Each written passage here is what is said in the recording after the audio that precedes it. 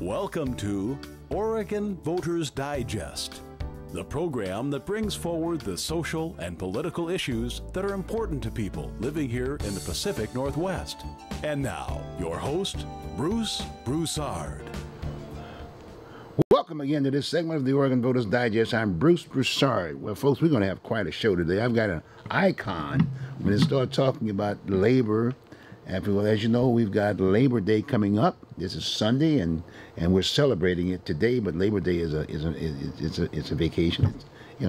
We're off during that particular time, but it's Labor Day, and we have a major history as it relates to African American in the labor force, their contributions to labor force, how it all started, the whole 9 yards, up to this date.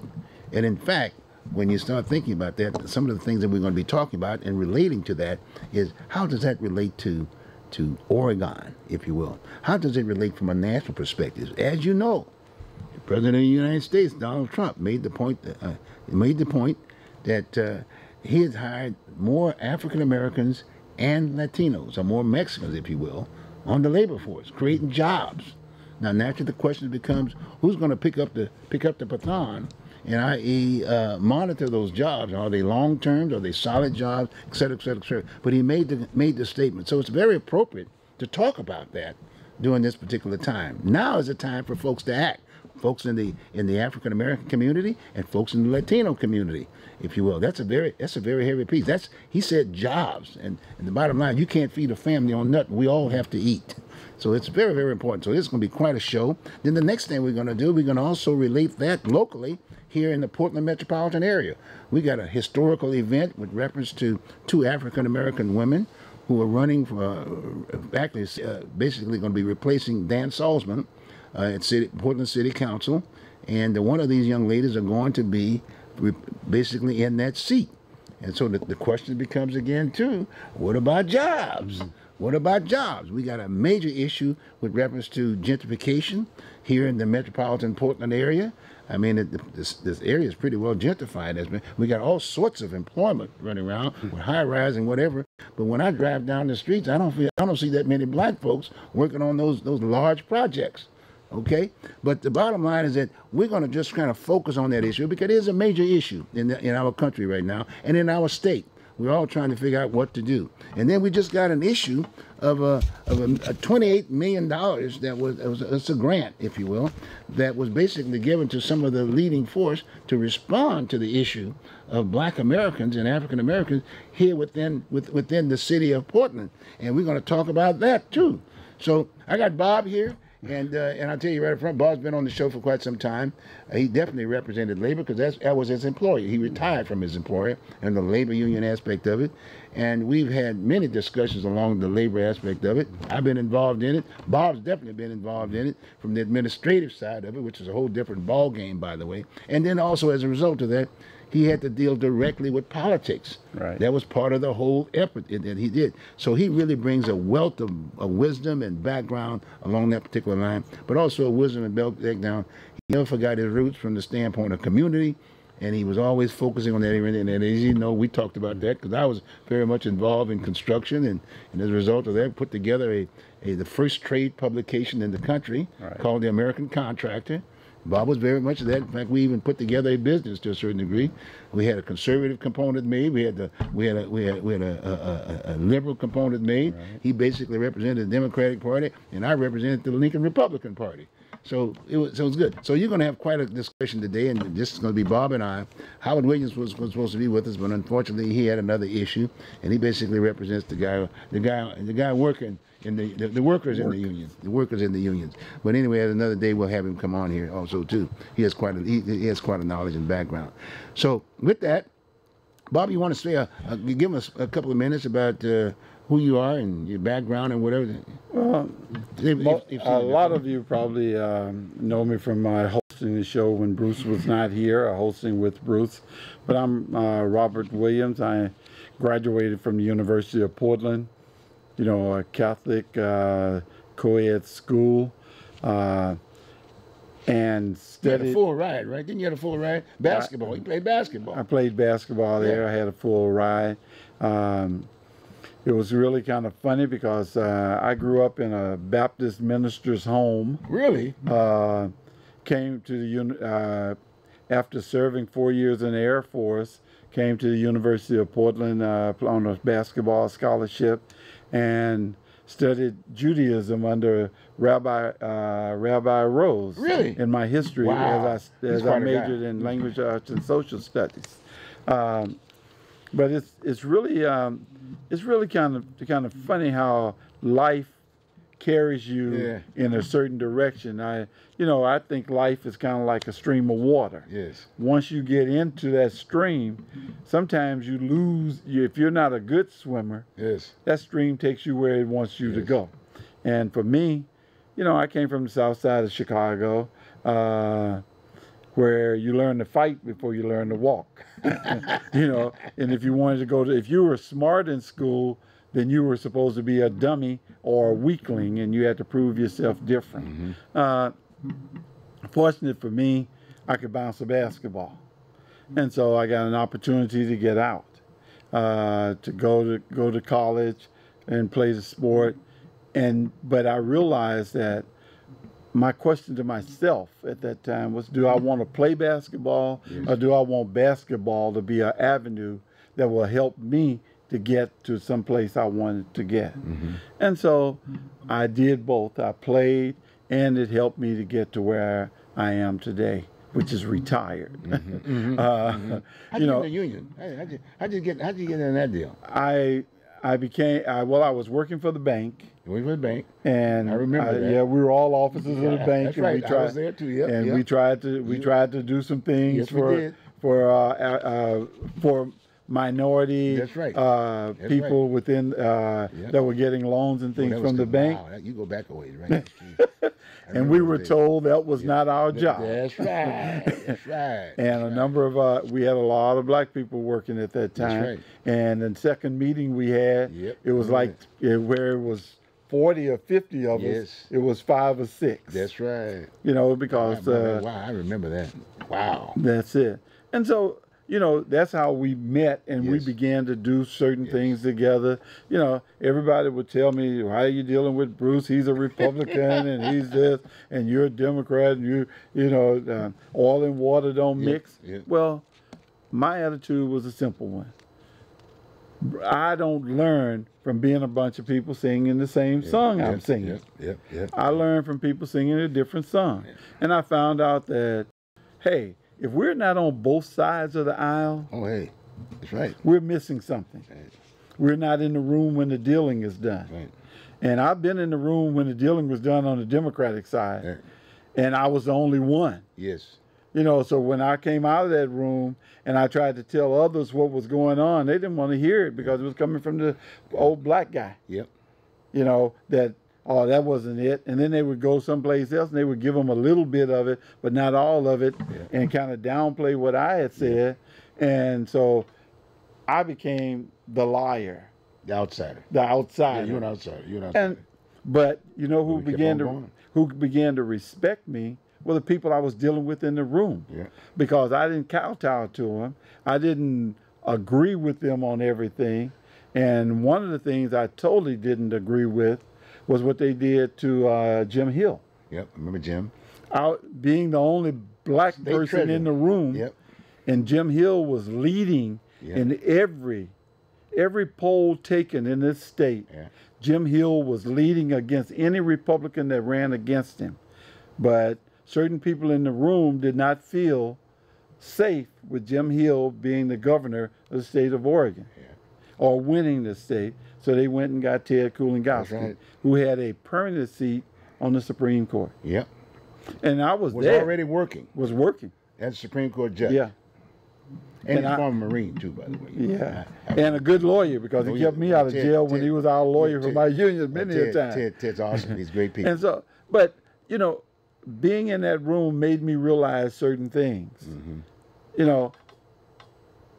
It's not what you do as a black person, it's who you know as a black person.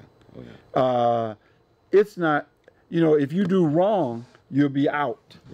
But if you do right, you have an opportunity but you have to have the right people there for that opportunity to be success. You know, for you to be successful in going to where you want to go with that Hard to find a mentor if you're an outsider, independent person. Forget it. I fall in the same category. We both fall in the same. Yeah. That's why we're sitting here today. You know, but after graduating the University of Portland, I went home and some things happened that summer while I was home, and I realized, whoa, why am I here? Yeah. I'm a minnow in a large pond of sharks when I can go back to Portland and be a salmon. That's right. I'm swimming upstream. That's right. That's right. But I'm not a minnow. That's right. That's right. That's right. And so I did that. Fortunately for me, things fell into place. After leaving the bank, I went to Safeway. Yeah, I remember that. Saw you there at Jensen Beach. Yep. Yep. That was and went into management there. They didn't like the fact that I was outspoken. I was really outspoken on one program they had back in the day, which was once you got older, you were not useful. It took you too long to do the job. So they were looking for ways to get rid of you. And I had a guy in produce that they were trying to get me as an assistant manager to get rid of, and I wouldn't. And it upset those higher beings. And I didn't realize they were going to come after me. But when I realized they were coming after me, I'm not stupid. Well, one thing I want to make sure we mention while you're talking about that particularly, I still remember, and we talked about it, and you made a major effort of basically trying to, i.e., develop the store over there by PCC into a store. Oh, I was going to buy the Albertson store. That whole piece. They were looking for someone with that kind of a background and whatever, and then they went out and found someone else. Yes. Well, I declined that. No, but understand what I'm saying. But my point is that there was no effort just to stay with someone that had the qualifications, having been at Safeway and the skills and the management skills. Well, Fred Meyer up on Killingsworth. When they moved out, PDC got me. Yes. And I was going to develop a store where on the Killingsworth side of that, there was going to be a grocery store there. I didn't like it because there was no parking, but they paid $10,000 for some guy to do the piece to find out if it was worth it. Wow. And they found out it was. They didn't have I had the knowledge in here, and I wasn't stupid enough to give it to them to put on paper. Right. And give it to someone else. So all of these things, I've been around. I've done a number of things. I went to South Africa when Nelson Mandela first ran. Now that was your political side. That was the political side. And but I was sent by the union. You were the union, right? United Food and Commercial Workers International Union called me. But how did you get into the union before? Because now you get to the next step. Okay, well, I got into it, by the way, because it's good that we're talking. I got into the union. I was a manager at Safeway. Okay. And I was having problems in management because I didn't kowtow to anyone. Okay. I had that Chicago attitude. Yes, okay. And so they found out I was going to leave. And so the district manager came in and demoted me. They weren't going to let what they call one of their star black pupils leave. Wow. So they came in and demoted me. Well, what he didn't realize is when he got ready to demote me, it wasn't an ego thing. Right. It was business. Right. And he didn't have no place to send me. Right. So especially when he said you have two choices. You can quit or you can be demoted. I said, where are you sending me? And it caught him off guard because he didn't want you going anywhere. He didn't want me going anywhere. So they had to pay me a week. I'm smarter than the average bear. I think I am anyway. And I went down and joined the union. Well, when I went in to join the union, they were in the midst of a contract negotiation. You knew some of those folks by then. Oh, yeah. They come in my store and have to deal with me. They like me because I'm honest with everyone. I was honest with my union rep, and I was honest with the people that worked under me. I never owned a store, so that we all worked together. Mm-hmm. Unfortunately, the store had to have somebody to blame when things went wrong. Yeah, right. And that was business. That was me. Yep, I hear you. And so we went through that. But they asked me, said, well, why don't you be on the negotiating committee? I said, well, I'm just joining the union. I'm not going to be in this business very much longer. They said, well, join. So I did. They told me, said, just sign here. This is no kidding. Just sign here. We'll fill it out. What? You can communicate. I signed the paper. They filled it out, sent it into the company. I went and worked. I was on the negotiating committee. I made a statement on that committee that impressed the union, and bingo, I was hired 3 weeks later As a union rep. a union rep. Wow. What local was that during that time? UFCW Local 555, United Food and Commercial Workers Local 555. Wow. And that's how it started. And that's how it started. And from there, I did 17 years as a union rep. Wow. Found out I could retire early. Yes. I never saw myself as a lifelong worker. Right. And I was working towards retirement. I saved enough money and everything else, and bingo, I left. Wow. And then you got in politics. And that's where you got. Well, I got in politics in the union. Yeah, at the union. At the union, I got in politics. Yes. I was on the. I was the only black on the AFL-CIO executive board. Wow. For a long period of time. Matter of fact, there was only 3 white women there. Wow. So there's no power when you're in a room with 40, 50 people, and it's one of you. Yes. I was there, like I said, when they did what they did to Jim Hill. Mm-hmm. I was there when some other dealings was done. I was there when I was on my union's executive board when they did something that I didn't like, and it upset me enough that I ended up working for the gentleman that they did it to make sure he got elected. Wow. And he got elected. So they began to see. I stood up in skills. I stood up in a Northwest Oregon Labor Council meeting as 3 black faces in the room. McCoys, 2 McCoys, Bill and his son, Wow. Paul, Bill and Paul. and me. Wow. And everybody, it was standing room only. And Avell Gorley was running, her first was running. And Novak had been, was districted out, was out of that district. He moved into that district to run against her. And I had gotten an okay from the executive board meeting that they would support Avell.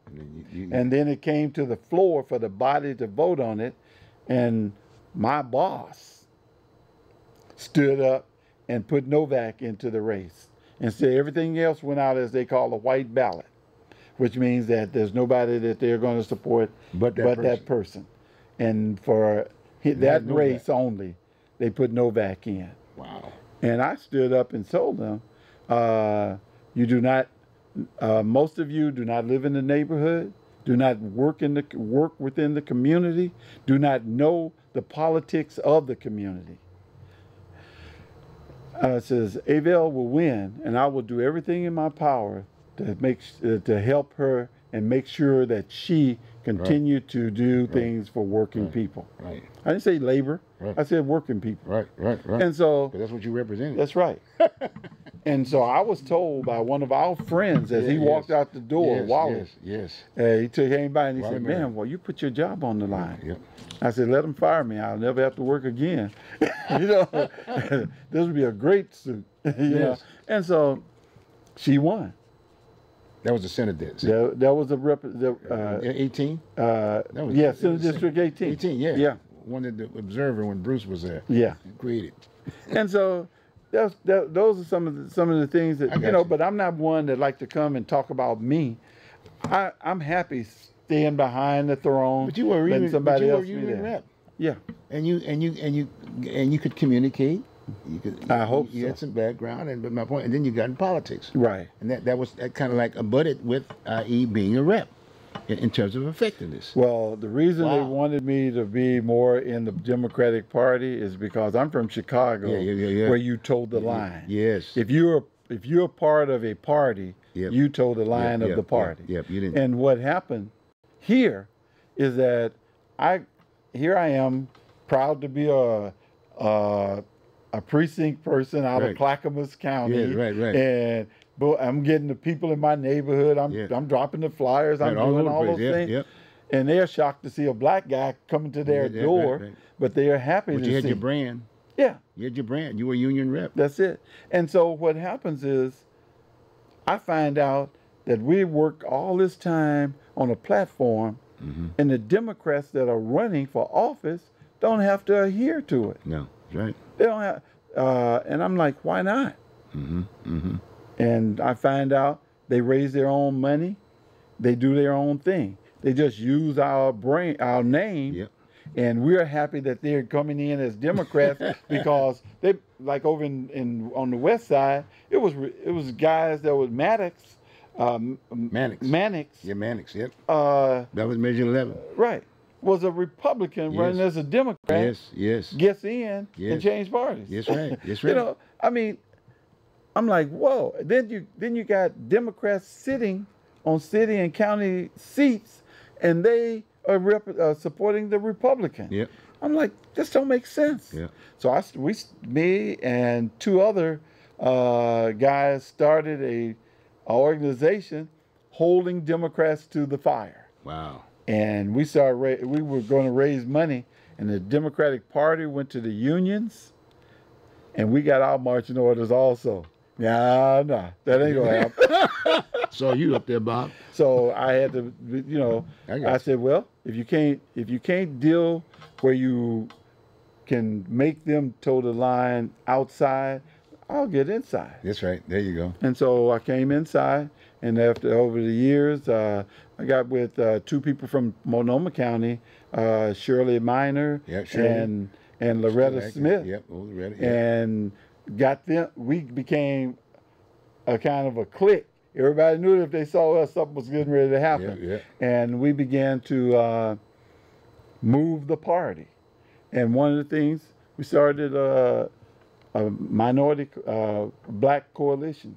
You know, we started to. Then Cal came and into then place. Cal- during that time. I Yeah, he met was sitting Cal, there. Yep, he was waiting there. And so we all joined Yeah, Cal because we were trying to get black people involved in politics.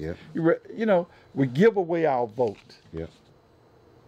And I was the president of A. Philip Randolph chapter Remember here that? in Yeah, Portland. remember that one? And so the rule was collecting after electing. And that was unionism. Yes. A. Philip Randolph. A. Philip Randolph. Yeah. And so it was collecting after electing. We don't go out and collect after we elect. Everybody else does, but we don't. Yeah. Right. So we just give our vote. And now you got the Republican side saying, you've been giving your vote all this time. What have you got? Well, that's on the other deal. We're gonna talk about that. Okay. Because see, he's an outsider too. You know where I'm at. I mean, and all But due respect. that's a little bit about That's- me. Yeah. And- But like I said, but at the same time, we were always working together. Yes. You see what I'm saying? Because we knew that. We knew the deal. And even now to this date, as I think about the things about it, I too went through a sort of transition because I too was an outsider with the Republican Party. Right. But the bottom line, we kept that brand here on the table to talk about it because there's history. There's history with the Republican Party and the Democratic Party as it relates to blacks. Right. And we worked both sides. Everybody's working both sides. Sometimes it was high, sometimes it was low. But the bottom line is that we maintain it that way. But again, like I said, with all these years that we've been around together, we've always still been outsiders. There's not been any mentors. I know I don't have a mentor per se, and I'm sure you kind of in the same ball game, so to speak. And you have to eat too, all during that particular time. But because we had certain skills, we still did it. But we still didn't forget community. That's it. And that was a very, very important piece because I can still remember when President Obama came to town. And I was jumping on you about, hey man, can't you get him to ride a car up in Northeast Portland on MLK? Right. But those folks did not want him to come down there. Remember that? That didn't happen. Right. And then, like I say, with District 18, I know you were there yes. because we were working talking about that piece. But you know what I mean. But my point, I was at the Observer at that point in time. But you and I worked together. Right. And as a result of that, in all due respect, all the named folks that were elected, like Lou Frederick and Abe Vale and Margaret and all those folks, that was all as a result of that 18 piece. Because that's how it started, and then we got into the Senate piece. Right. And both Vera and I'm thinking about Kafori. Yeah, Deborah. Not Deborah. Her mother.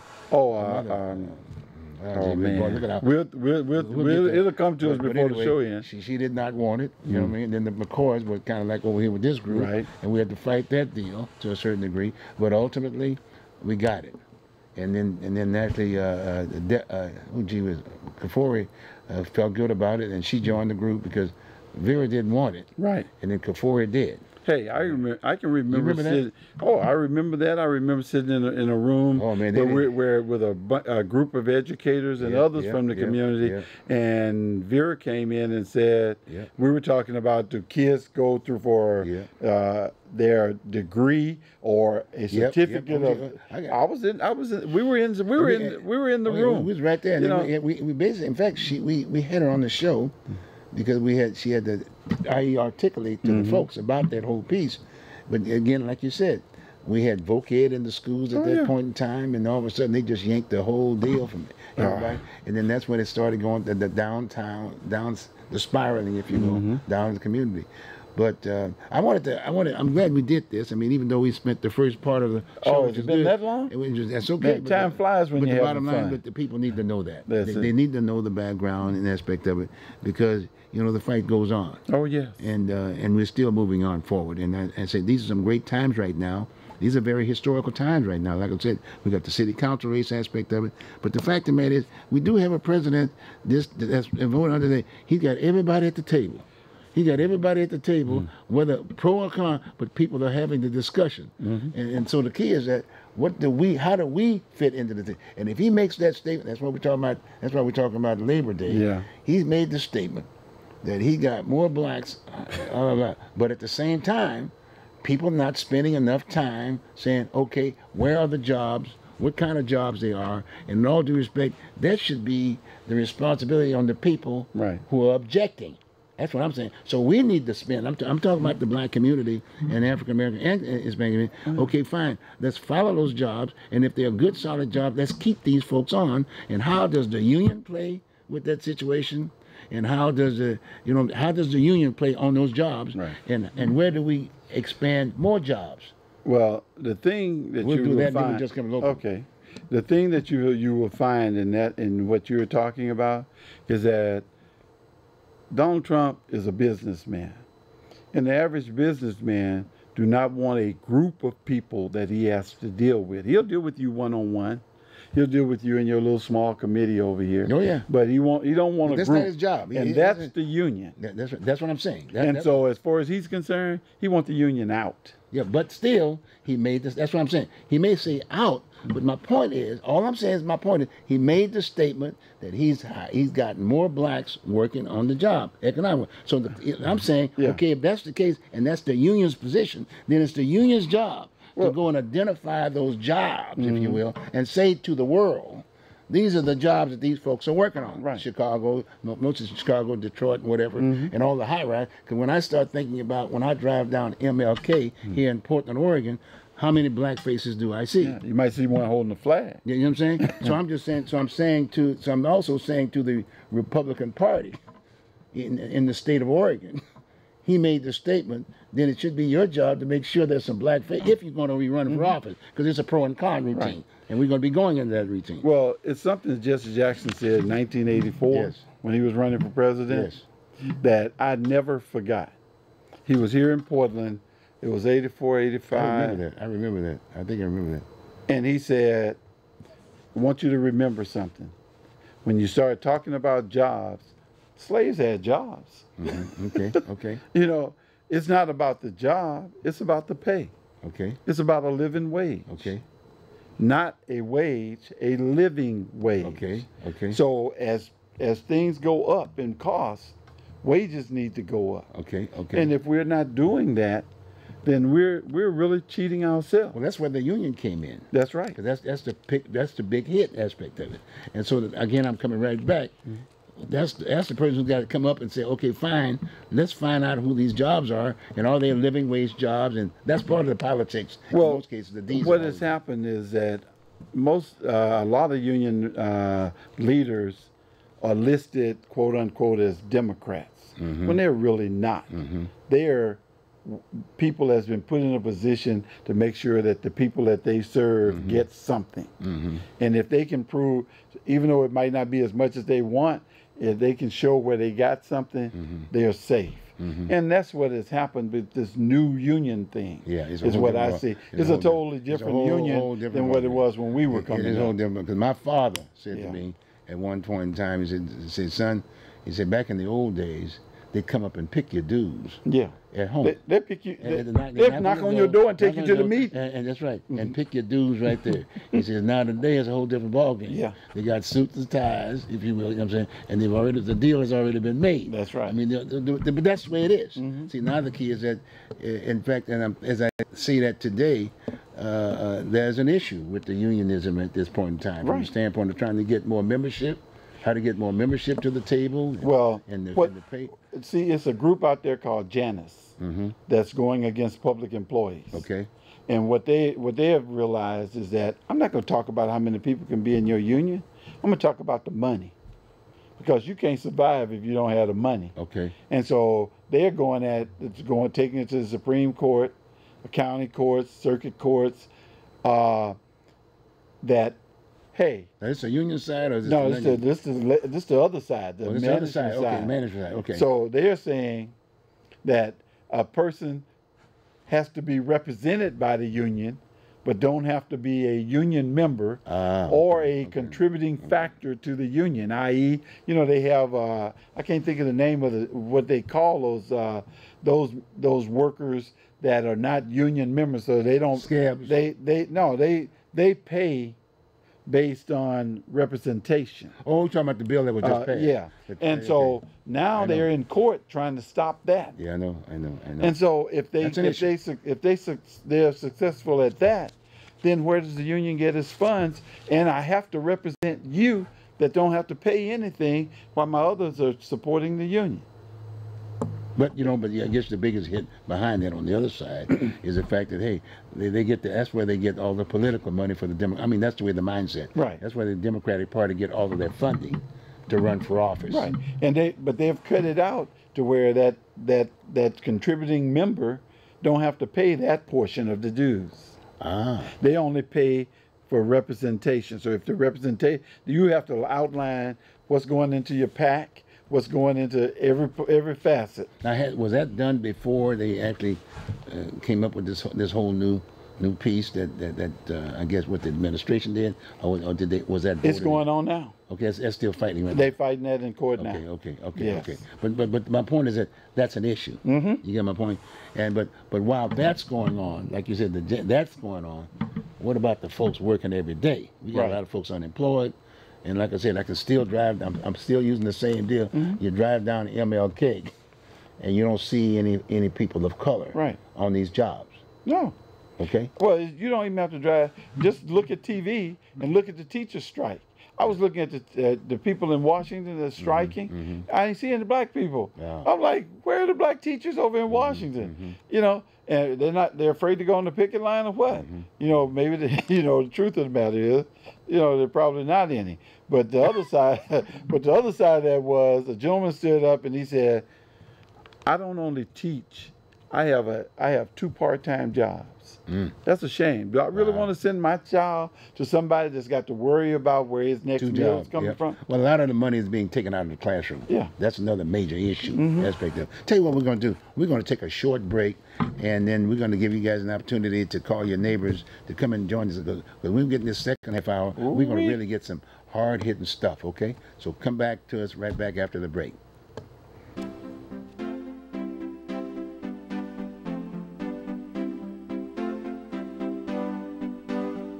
You are watching Oregon Voters Digest. This program can be seen again on these channels on these dates and times. Tell a friend.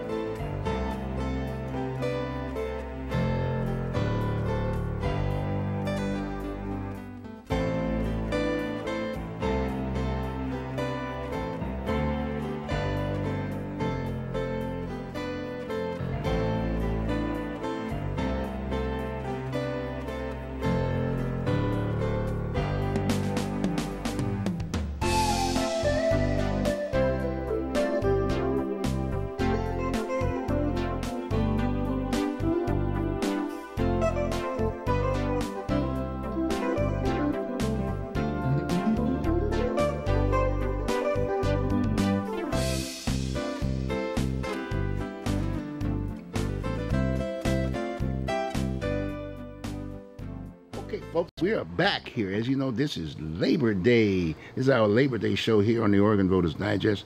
I'm Bruce Broussard, your host, and my old friend and icon in the labor industry aspect of it is Bob Williams. Bob Williams, and our first half hour was really talked about labor because it gives you an opportunity to kind of get a sense of, from a local perspective, and even from a national perspective, and from a political perspective, the integration of unions, if you will, as it relates to employment.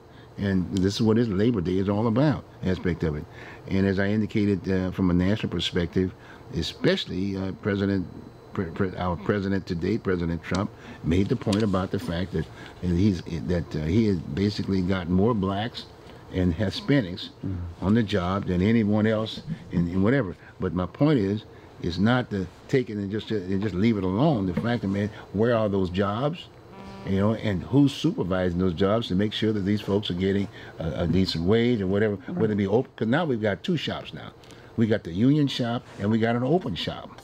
You got me? And when you think about it from the standpoint of highway construction, that's where the major, if you will, labor force piece came up above through transportation. Right. And then the AGC, because I remember that joint council they used to have. I used to sit on that board. You got me? I used to sit on that board. They came up with all kinds of pre-apprentice and all that good stuff. So both basically the AGC, which is a local entity here in the state, it's a national organization, got together with the unions, and we formed that joint venture aspect of it. And out of that deal, the AGC came up with a deal. Really, I don't see how they did it, but they came up with a competitive piece. They basically started doing the labor force 2 piece, and then here's an entity over here. That's what they specialize in, and these were management, and these were specialized. So they were able to circumvent that. It was all about the money. Circumvent that piece, and all of a sudden, a lot of those folks that were on the other side were really not picking up. They were OJTing on the job, as opposed to going to the training through the unions. And so when that joint venture came up, they said, "Wait a minute, we've been hurting. So what we need to kind of get together, so we can still use your school." Right. So the open shop was using the union schools to train these folks, and then they came up. I mean, I'm glad we brought this piece up too, folks, because we're talking about the labor force aspect. It was the first time, and I can say it today because I got the history, and we got the history, both of us. He came up with this idea about pre-apprentice. Yeah. What's a pre-apprentice? There's no such animal. It didn't come up until affirmative action. Apprentice is apprentice. Right. And when you joined the union, you had an apprentice, and you went down there and you got taught something. Right. You didn't basically got taught before you got to the school. Well, when I talked to someone about pre-apprenticeship, and I said, "What is that?" Yes. And he says, "Well, a lot of these guys come in and they don't have the math skills and the other skills, and so before we put them in the apprenticeship program, we got to teach them math." And I said, "Well, that's called education." That's right. That's right. You know, that's the educational, but it's not a pre-apprentice program. That's right. It was just you're educating people on the basics. Now I can say this today. It was just an excuse to keep them out of the trades, if you will. You got my point? But then, like I say, I was involved in it. In fact, when I think about my old buddy Vernell West, who's in transportation. Yeah. He was a good writer, so he basically picked up the grant piece. I was a strong advocate that you give the so-called supportive service monies for minorities getting into the labor force aspect of it to both the union and management. Management from the standpoint, if they want to go through that management deal, you have that support service to train people going that way. Right. But they got Oregon State has a hell of a program or whatever, but then the union standpoint, they've got hell of a schools too. They Corvallis and the whole 9 yards, and starting them off in labor, but giving them the funds to basically go into the apprentice. Well, guess what? Well, it ended up, well, you remember it was in the past, you know what I'm saying? Oh, yes. Well, the thing that happened was the non-union entity said, "Wait a minute. You're working against us." Yes. Because they're going on the union track. Yeah. Well, the union attitude is a simple one. Yeah. You will know this job before I put you on this job. That's right. Whereas over here on the non-union side, it is, I got a body. That's right. But my point is, the unions fell for the deal. And then all of a sudden now they were promoting, if you will, the pre-apprentice, and then giving those contracts, excuse the French, to folks in the community that had no idea no background whatsoever, and I'll be right up front with it. They went to some of the churches and started their own pre-apprentice program aspect of it. But at the end of the day, those folks never had the jobs. Right. It was just a little, i.e., maybe construction cleanup or something. And that's where you find those people on the flagging and cleaning up. But no major trades like iron workers, if you will, like good carpenters, you know, cement masons. You know, that brick stuff. Yeah, but so that's still an issue, by the way, today. You got my point? So that's still an issue today. Here we are talking about we're talking about Labor Day, and well, it's a thing that A. Philip Randolph said many years ago. Right. Black people want what everybody else in America wants. Yeah. A good education. Yeah. Safe community. Right. Housing. Yeah. A good job. Yeah. Yeah. You know, and that's just four of the things. Feed the family. Feed the family. Yeah. And so I have yet to understand how someone can look at me and go, "You're a union rep. I don't want to have anything to do with you." When as a union rep, my job is to deal with you to try to make your life better. That's right. That's right. So you're telling me I don't want to make my life better, and you can't help me. Well, when that's my job to help. They couldn't even get in the door had you not been there. But that's how the door opened. Sam Gillespie told me that, the big time piece. We've done this in the show many times over. But look, we got about maybe 15 minutes or so. We need to spend a little bit more time. Now let's talk about the impact of workers here in the city of Portland and utilizing this historical event that they're talking about with reference to two black women who are running for city council seat. We got Loretta Smith and we've got Joanne Bowman. Right. We've got Loretta Smith. Now, and I'll be straight up with you. I can still remember those times when I was helping out the Ron Wyden of the world, and he was on my show about 15 or 20 times when he was running against Duncan. And had it not been for the Gray Panthers, he wouldn't be there. Right. If you hear what I'm saying. But he's a very solid kind of a guy. And then Loretta came in afterwards. Right. We all went to we're in college around the same time. Right. So she came in after the fact, so to speak. But he got her and he groomed her, but he stayed there. So she learned. She knows that system. Oh yeah. She knows that system. She know what. My favorite saying is not only does she know where the bones is buried, she know how to get the money. And a good example of that, and I'll just be straight up, of that is the article that just appeared in the Scanner newspaper here. SEI partners receive federal grant, 28. Is it 26.7 or something like that million? Yeah, they got a. It should be right in here. It's not. I don't see the award. Oh yeah, $28 million grant this week to self-enhancement. Now they're a charter school, $28 million, but they're the lead one. Enhancement to allow SEI and partnering organizations to expand wraparound services to students in the Portland area. Now this was done by Ron Wyden and Jeff Merkley.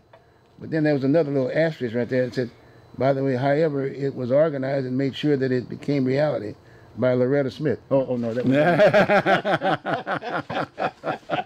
she had something to do with that. My point is that she was the point, and of that whole piece. When she worked in Ron's office, that was her job. That was her job to make sure that was her job, and so I got to give credit there. Right. But then I'm saying at the same time, when you think about Joanne Bowman at the time, Joanne Bowman we knew at the time was Bev Stein.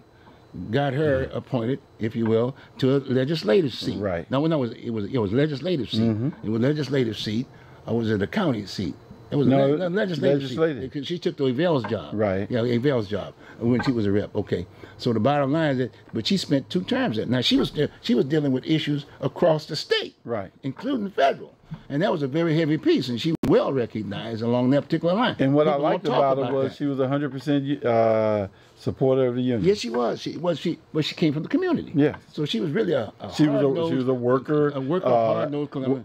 She supported, and she didn't care if you were black, white, green, yellow, blue. That's right. I remember talking to her about a kid down in Southern Oregon whose family was on welfare. Yes.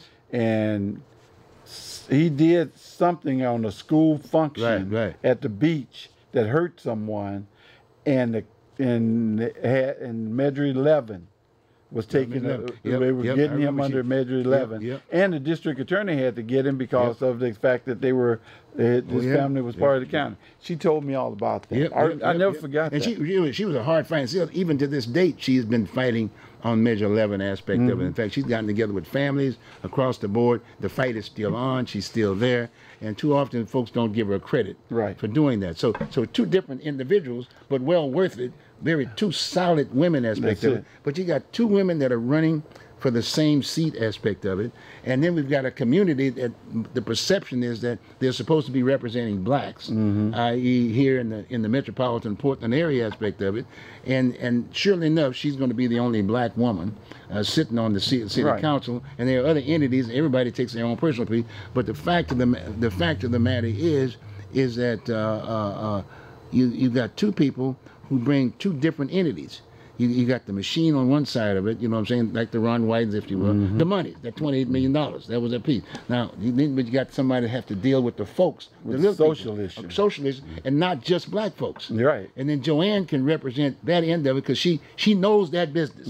She knows that business. So the key is that, as far as I'm concerned, so now we're trying to figure out, as far as we need both of these women. Both of them need to be there. And as far as I'm concerned, I endorse both of them with the understanding that whoever wins the seat will allow the other one to come on the staff, so they can learn your side of what's going on, and be able to articulate and really be effective, as opposed to just being, i.e., sitting on a board and people looking at it just black issue aspect of it. But give them the opportunity to work their expertise and their wisdom, if you will. So it's beneficial to all of us because we need to assimilate. Because i.e., the community is being gentrified. We already know it's gone. You know, when you look at the businesses and this, that, and the other. So we're out there. But at the same time, all of these issues about affirmative actions and all of the various affirmative issues with reference to Me Too and women issues and Hispanic issues and whatever, the charge has always been about blacks. We've always been the point on all of these issues aspect of it. And so we got two individuals here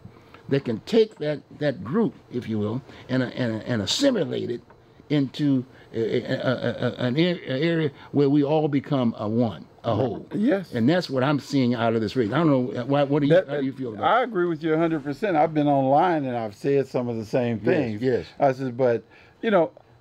But the push is the negatives from the media standpoint. The media is all making the so-called negative about don't fall for the okie-doke. The okie-doke. And then I can still think about when I was talking to one of them just recently and they were saying, well, Bruce, well, one, who do you endorse? But the other part of that was another one was, well, what about what she had done this way and the other? I said, wait a minute. I mean, this one, she was not here just last week.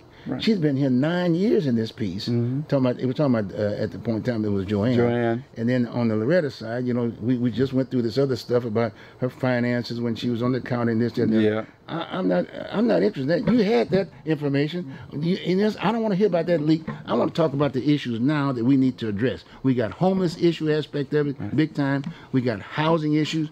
We got the $28 million has been and I'm looking at the folks that was part of this $28 million. I want to know where this money comes from. And well, I want to know where it's going. And where is it going? You know what I'm saying? And don't tell me about, it's missing. And it's there now. Make sure that we know where it's going. Yes. And I'm looking at the group, if you will, that's going to be part of this whole piece. Right here. Are they right here? Okay, here are the groups, the organizations that will be some of the partners. Albina Head Start. That's Ron Herndon.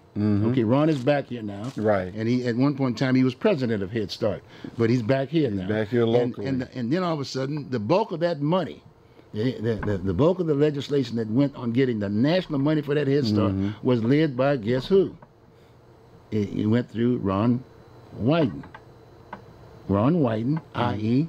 Loretta Smith. See, because she basically got the thing on the table to him about initially John Jackson and on So in essence, it came, i.e. Loretta Smith put that piece together. That's what I call it. Then you got Metropolitan Family Services. Now, what is that? That's Metropolitan. That means that it deals with family services for those that are finding it hard within the city. Yeah, but how many of those organizations do we have? You know what I'm saying? Oh, well, keep reading. Keep reading. No, but then you got NAIA. That's the Native Americans. That's and then IRCO. That's all the other Asians and all this other. They're only Asians and whatever. And then you got the Latino Network. Right. You got that piece. And the United Way. Now I'm trying to figure out where I was at United Way. I'm trying to figure out, because in all due respect, United Way was basically it was the house where they identified what the issues were. Right. And then all the monies came to that area, and then they dispersed accordingly. So now what has happened is SEI got the money. The SEI. And they go distribute it to. And there are charter schools that should be focusing on kids, and specifically black kids, and that bothers me because, in all due respect, I've always maintained that here we are, we got a guy that we've talked about this stuff. I mean, as we were trying to figure out where do we get a superintendent and whatever, and the SEI, to their credit, was giving high marks on the graduation rates of black kids in SEI. Right. So I'm just saying, well, wait a minute, we already got someone. Why not make that plan, instead of making that a local single issue plan? Put it in the Portland Public Let's see if we can spread that out and make it a state plan. That's right. That's right. Or if not, but no, we go out and hire somebody that have no clue about the state. No clue, don't even know anything about this community or whatever. And I'm not trying to be anti-IE Latino. Don't get me wrong. But my point, he doesn't have that background. Right. Here's a successful entity, the most successful entity there is, and would give this person, the lead person, to represent the $28 million, and they're having problems now, i.e. with the building bond, and not even knowing what didn't get enough money. Didn't get enough money. And hey, and taxpayers trying to figure out that's who's going to have to pay it for them. See, so that's another issue that we have here that we're having to deal with. So I think that if by having those two candidates, you know, to basically be a part of the city council, which in most cases you represent, and the mayor, Ted Wheeler, you know, he's kind of OJTing himself. Right. He's OJTing. So this would be a wealth of information to have both of those women participating in the surrounding area. And then you think about Loretta basically was there at the county for 2 terms, 8 years. Right. And that incorporated the majority of the city of Portland. And now we've got someone that just was part of that just got elected, if you will, for her seat, and has no knowledge whatsoever about blacks or whatever. If I'm the people in charge of Sun School, and all those other programs that Loretta was over, I'm at her now. I'm not waiting. I want her to be up to when she gets her seat and sits down. That's right. She's supposed to be able to hit the ground running. That's right. If not, you're not doing your job as the head of those organizations that Loretta has worked hard. She's not been to keep afloat. And as you know, I was there. I ran for office, and a lot of times people say, "Well, gee, Bruce," from the major media aspect, where Bruce, you know, Bruce is just a perennial candidate. I said, "Look here. I'm not a perennial candidate. If there's a perennial, it's a perennial for black folks in Northeast Portland, because it's the same old thing every year. Nothing gets done." But anytime someone starts talking about a solution, they say, throw them aside. That's it. You know, I as a union rep, you've run into a lot of things. Oh, yeah. And one was a video from Canada about mice. Yes. And I ain't gonna make this a long story. Real quick, But these mice, every year they would elect a cat. Yeah. And the cat would be first it was a white cat. Yeah. And the white cat said, if you see a mouse, they eat the mouse. Yes. So they got rid of him, got a black cat. Yes. Thought, well, that cat will be nicer to her. Say, well, you can't, if you see a mouse, you can't eat him unless he runs away. Yes. You got to give him a chance to run away. Yes. So that was one. So this other mouse came up and said, wait a minute, why don't we elect one of us? The other mice put him in jail. I could go on with this story, but I think you get my drift. Oh, yeah. The person, you know, there are some people out here with some ideas that will work to solidify things and bring us together. Yes. You know, we have to stop being divided, because it takes away from everybody rising when the water comes, when all boats rise, rather than just one side. It's time for us to come together as a nation. And so let's get right down to the meat from the standpoint of the community. We've got folks here that, in all due respect, we've created some millionaires on affirmative action. And I'll be straight up with you. We got some black men that are here now in businesses. They worked hard. It was there. They got it. We've got the Scanner newspaper with Bernie Foss. We should put together some joint gathering, if you will. We got Bernie Foss. We got Sam Brooks. We got Roy J. We got Roy J. Yes, Roy J. should come back to the table aspect of it. We got Tony Hobson aspect of it. And my point is that why not just get together and start talking about? And then we got 2 people here who are running for office. Yeah. Who are, in all due respect, This is the largest metropolitan area in the state of Oregon. This is the largest city in the state of Oregon. This is the largest educational center in the state of Oregon aspect of it. And in all due respect, we got some principal contributors, if you will, that has background on what we need to do next. They need to be given the opportunity to come to the table, and I think that would be the glue, if you will, to make sure we don't make this a fight, if you will, between two black women and talking about the negatives about these two black women, but deal with what they represented. What can they do to improve the life, the life, and what they bring to the table. Right. Because as far as I'm concerned, I want Senator Ron Wyden to be there in part of the deal. And naturally, because of Loretta, because we talk about police, we've been talking about police, we're talking about Measure 11, and I don't know of too many people that can actually talk about that issue far better than her, even though she had opposition from folks within their own community, not getting her at the table. See, this is some heavy situation, you know, and naturally, Bob and I will be sitting down here making sure we get the communication piece. That's it. Because we've been there too. So we're at the table. It's time. It's time. And it's not being negative about anybody. It's just, hey, look, guys, all the folks we just got through talking about the issue that getting together, this group, you got to get together. Ron Herndon, you're back here now. You know, hey, let's get together so our kids and our youth and our community, and then we can revitalize, if you will, the so-called gentrification of one particular area. But the fact of the matter is, blacks can live anywhere in the state they want to live. That's right. Is that fair? Okay.